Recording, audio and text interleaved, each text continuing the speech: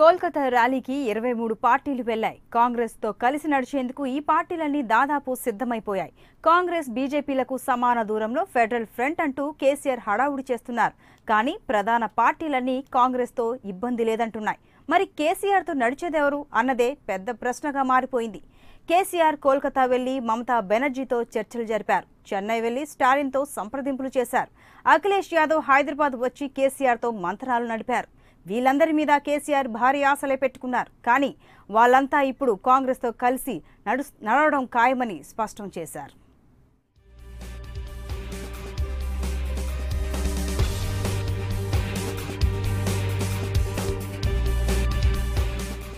మమత దారి వేరు, మాయావతి కలిసి రాదు, కమ్యూనిస్టులు దూరం, ఎన్సీపీకి కాంగ్రెస్తో దోస్తీ, కాంగ్రెస్ వైపే డిఎంకే, హస్తం వైపు ఆప్ చూపు. మరి కేసీఆర్ ఫెడరల్ ఫ్రంట్లో చేరేది ఎవరు? జగన్ ఒక్కరేనా? బెంగాల్లో మమతా బెనర్జీ నిర్వహించిన ర్యాలీకి కాంగ్రెస్తో సహా అన్ని బీజేపీ వ్యతిరేక పార్టీలు హాజరయ్యాయి. తమ ప్రధాన శత్రువు బీజేపీయే తప్ప కాంగ్రెస్ కాదని చాటి చెప్పే ప్రయత్నం చేశాయి. ఈ క్రమంలో కాంగ్రెస్ను తమతో చేర్చుకోవడానికి వెనకాడేది లేదని తేల్చేశాయి.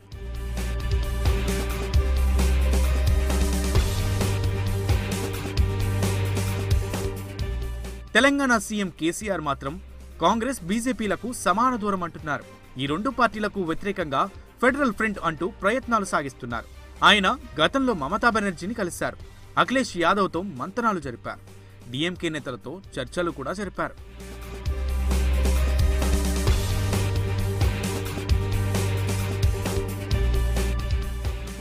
కానీ ఆ నేతలంతా ఇప్పుడు కాంగ్రెస్ బీజేపీలకు సమాన దూరం అన్న నినాదానికి కట్టుబడలేదు. అంతా బీజేపీకి వ్యతిరేకం అన్న మాటకే కట్టుబడి ప్రయాణం చేస్తున్నారు. బీజేపీని ఓడించడం కోసం దేనికైనా సిద్ధమన్న సంకేతాలు పంపిస్తున్నారు.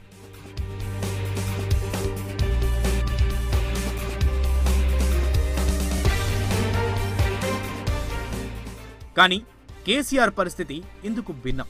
ఆయనకు సొంత రాష్ట్రంలో ప్రధాన అభ్యర్థి కాంగ్రెస్. కాబట్టి కాంగ్రెస్తో కలిసి నడవలేని పరిస్థితి. అందుకే ఆయన కాంగ్రెస్ బీజేపీలకు సమాన దూరం పాటించే ఫెడరల్ ఫ్రంట్ అంటున్నారు.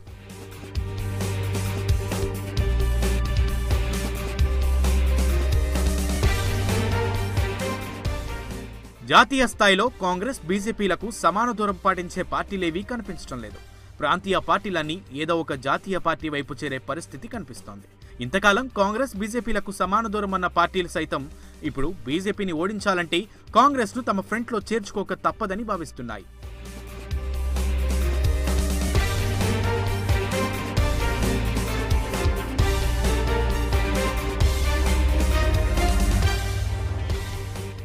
ఉత్తరాదిలో చాలా రాష్ట్రాల్లో కాంగ్రెస్ పార్టీ క్రమక్రమంగా ప్రభావాన్ని కోల్పోతోంది. యూపీ, బీహార్ లాంటి కీలక రాష్ట్రాల్లో బీజేపీయే ఎదుగుతోంది. బెంగాల్లోనూ అదే పరిస్థితి కనిపిస్తోంది. ఢిల్లీలో ఆప్కి ప్రధాన ప్రత్యర్థి బీజేపీ. దీంతో ప్రాంతీయ పార్టీలన్నీ బీజేపీనే ప్రధాన శత్రువుగా భావిస్తున్నాయి. కాంగ్రెస్ తమకు అసలు పోటీయే కాదనుకుంటున్నాయి.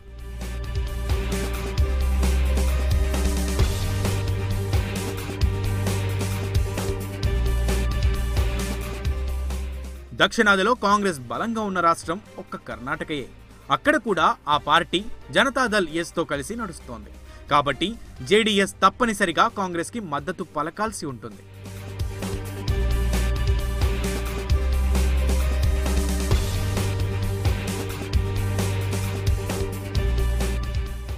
మహారాష్ట్రలో కాంగ్రెస్ పార్టీ ఒంటరిగా పోటీ చేసే పరిస్థితి లేదు. అక్కడ కూడా బీజేపీ బలంగా కనిపిస్తోంది. దీంతో మరాఠా గడ్డ మీద కాంగ్రెస్ ఎన్సీపీతో కలిసి అడుగులు వేస్తోంది.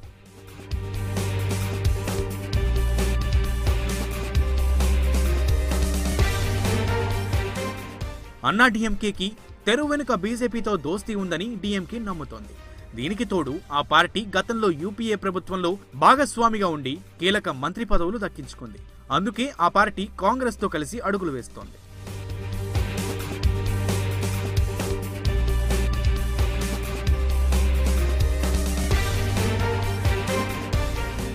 ప్రాంతీయ పార్టీలన్నీ కాంగ్రెస్ నుంచి తమకు పోటీ ఉంటుందని ఏమాత్రం భావించడం లేదు. కేవలం బీజేపీని మాత్రమే ప్రధాన శత్రువుగా భావిస్తున్నాయి.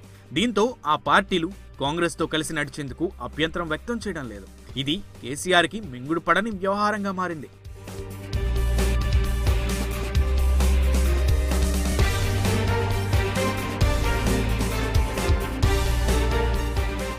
వైసీపీ నేత జగన్ ఒక్కరు మాత్రమే కేసీఆర్తో కలిసి నడిచేందుకు సిద్ధమయ్యారు.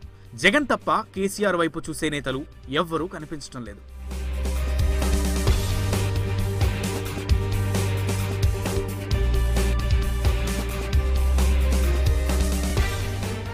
బీజే జనతాదళ్ నేత నవీన్ పట్నాయక్ మాత్రం తాను కాంగ్రెస్ బీజేపీలకు సమాన దూరమని ప్రకటించారు. అయితే ఆయన కేసీఆర్తో కలిసి నడిచే విషయంలో ఎటువంటి స్పష్టమైన ప్రకటన చేయలేదు. దీంతో కేసీఆర్ ప్రయత్నాలు ఏ మేరకు సఫలమవుతాయన్నది అనుమానంగా మారింది.